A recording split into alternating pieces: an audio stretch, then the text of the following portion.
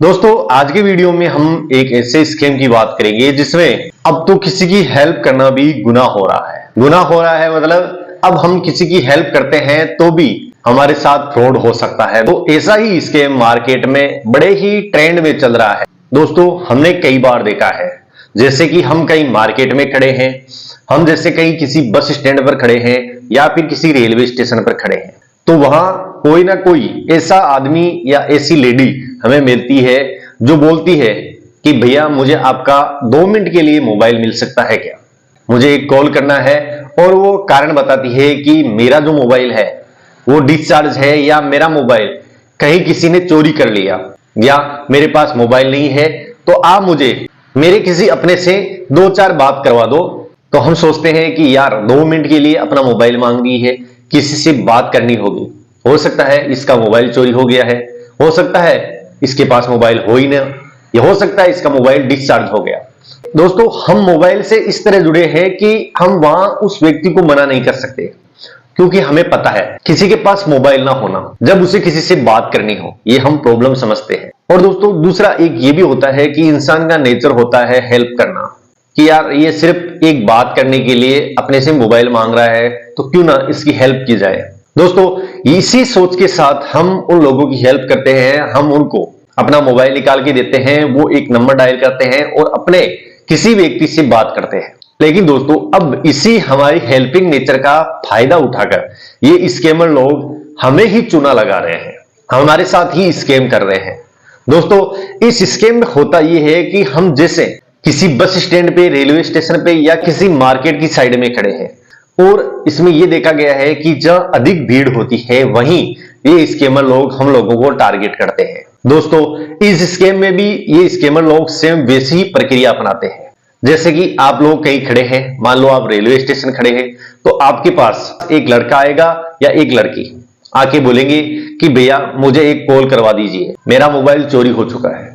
तो आप सोचोगे कि यार रेलवे स्टेशन है, हाँ हो सकता है चोरी हो गया हो, किसी ने निकाल लिया हो।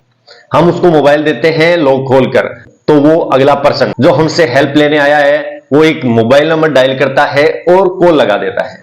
दोस्तों वो कॉल लगाता है अपने ही एक साथी को, जो साथी इसी की टीम में होता है, सेम इसी की तरह वो भी एक स्कैम करने वाला बंदा ही होता है। दोस्तों ये इन स्कैमर लोगों की एक टीम होती है। अब जैसे आपका मोबाइल लेके आपके मोबाइल से ये कॉल लगाएगा, आगे आगे इसी का ही एक दोस्त उस कॉल को रिसीव करेगा।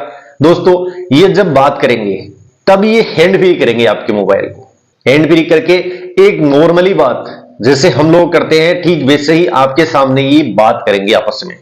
लेकिन दोस्तों इनका मकसद कुछ और ही होता है, उस बात से इनका कोई लेना देना होता ही नहीं। कॉल सिर्फ इसलिए मिलाते हैं ताकि ये आगे जो इनका साथी है उसको ये सिग्नल दे सके कि हाँ मैंने एक मुर्गा फंसा लिया। मुर्गा फंसा लिया मतलब मैंने किसी का मोबाइल उसके हाथ से छीन लिया और अब आपको कॉल मैंने लगा दिया। दोस्तों ये दोनों आपस में नॉर्मली बात करते रहते हैं। अब नॉर्मल बात करते हैं तो हम लोगों को पता नहीं लगता, हमें यही लगता है कि ये अपनी प्रॉब्लम अगले पर्सन के साथ शेयर कर रहा है। लेकिन दोस्तों यहीं से हमारे साथ स्कैम स्टार्ट हो जाता है। स्कैम होता यूं है कि जब हमारे से हेल्प मांगने वाला व्यक्ति कॉल करता है, आगे उसका दोस्त कॉल उठाता है, तब उनकी बात स्टार्ट हो जाती है और जो व्यक्ति हमसे मोबाइल मांगता है वो हैंड फ्री करके बात करता है और मोबाइल उसके हाथ में होता है। दोस्त जब ये बात करता रहता है अगले साथी से, तब ये बोलता है कि आप मुझे यार उस आदमी के नंबर दो ना जो यही रहता है, इसी सिटी में रहता है। जैसे कि सच में इसका कोई साथी इसी शहर में रहता है, ये दूसरे शहर का है और अपने किसी दोस्त को कॉल करके उससे नंबर मांग रहा है, इस शहर में रहने वाले अपने साथी के। तो दोस्तों आगे से इसका ही साथी इसको एक मोबाइल नंबर बताता है। दोस्तों असल में ये वो नंबर डायल नहीं करता, ये सिर्फ हम लोगों को दिखाने के लिए अपने मोबाइल का जो कीपैड है उस पर वो नंबर ऐसे ही डायल करता है। लेकिन हकीकत में ये अपने मोबाइल में एक अलग ही प्रकार की छेड़खानी करता है। वो छेड़खानी होती है इसके ही अगले उस साथी से जिससे ये बात कर रहा होता है, उसके द्वारा एक टेक्स्ट मैसेज हमारे नंबर पे भेजा जाता है। ये असल में उस टेक्स्ट मैसेज को खोलकर उस टेक्स्ट मैसेज में एक लिंक होता है, उस लिंक को ओपन करने की कोशिश करता है। दोस्तों ये उस लिंक को ओपन करने में सक्षम भी हो जाता है, क्योंकि आपके मोबाइल का लॉक खुला होता है और ये ठीक वैसे ही शो करता है आपको जैसे कि कोई मोबाइल नंबर डायल कर रहा हो। लेकिन हकीकत में ये आपका वो टेक्स्ट मैसेज ओपन करता है। ओपन करने के बाद उसमें जो लिंक है उस पर क्लिक करता है। दोस्तों इस टेक्स्ट मैसेज में जो लिंक होता है वो एक एपीके फाइल होती है। दोस्तों अधिकांश जो स्कैम हुए हैं उनमें देखा गया है कि ये जो एपीके फाइल है यही स्कैम की जड़ है, क्योंकि ये एपीके फाइल एक प्रोग्राम, एक सॉफ्टवेयर की तरह काम करती है। ये एपीके फाइल जिसके अलग अलग रूप हो सकते हैं, जिसमें ये ऐप के रूप में हो सकती है, ये किसी वायरस के रूप में हो सकती है, ये किसी प्रोग्राम के रूप में हो सकती है। और दोस्तों इस एपीके फाइल को ये व्यक्ति आपके मोबाइल में इंस्टॉल करता है। इंस्टॉल होने में 10-15 सेकंड लगते हैं।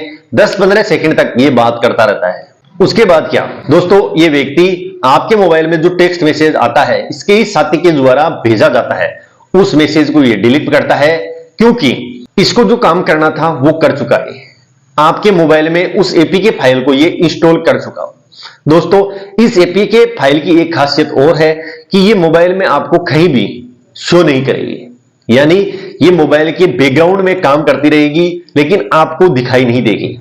अब अगला व्यक्ति आपको मोबाइल सौंप कर चला जाता है और बोलता है थैंक यू मेरी हेल्प करने के लिए, लेकिन दोस्तों उसके बाद ये लोग उस एपीके फाइल से आपके मोबाइल को हैक करते हैं, आपके मोबाइल की फोटोज, वीडियोज, ऑडियोज या अन्य फाइल को चुराते हैं। चुराने के बाद अब इन हैकर्स के पास आपके मोबाइल का पूरा कंट्रोल चला जाता है। ये कुछ फाइल्स आपके मोबाइल से कॉपी करके अपने पीसी में पेस्ट कर लेते हैं। पेस्ट कर लेते हैं मतलब आपके मोबाइल से चुरा कर अपने मोबाइल में या अपने सिस्टम पर उसको सेव कर लेते हैं और उसके बाद आपके मोबाइल से डिलीट कर देते हैं। उसके बाद आपसे ये स्कैमर लोग कांटेक्ट करते हैं, आपके ही फोटोज, वीडियोज और ऑडियोज या किसी फाइल के बदले में ये आपसे पैसों की डिमांड करते हैं। अब दोस्तों आप सोचिए कि आपके मोबाइल में किस तरह की फोटो थी, आपके मोबाइल में किस तरह के वीडियोज थे, आपके मोबाइल में कौन कौन सी ऐसी अहम जानकारियां थी जो आपके लिए बहुत खास थी।